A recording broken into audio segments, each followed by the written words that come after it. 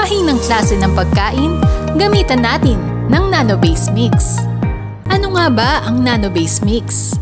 So, yung NBM po is Nano-Base Mix na kumpleto na po yung protina na may vitamins, mineral, amino acids na pangangailangan na pwede nating ilagay kung ang quality ng feeds natin ay hindi ganung high density o yung low density lang. So, kung ano yung nagkukulang doon, kung ano deficient po, yun po ang ginagawa ng NBM natin. Siya yung nagpupuno ng kakulangan ng sustansya na wala doon sa pagkain na ibibigay natin. Kumbaga, more on nutrition side naman po yung Nano-Base Mix natin. Ang Nano-Base Mix ay pwede nating ihalo sa commercial feeds, kitchen scraps, gulay at iba pang halaman, darak at iba pa.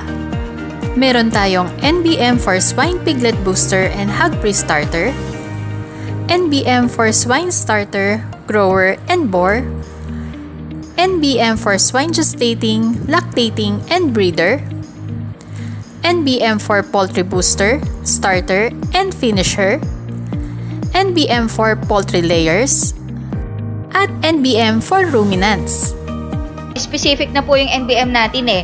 So, kung ang hahaluan po natin ay fattening, ang nilalagay po natin na NBM sa 50 kilos ay 1.5 kilos. Ayan. So, kung by kutsara, 3 kutsara kada kilo. Kung i-compute po natin yan sa 3 kutsara kada kilo, 1.5 kilos sa 50 kilos. Makakagawa na tayo ng sariling pakain gamit ang mga sangkap na mayroon sa ating paligid.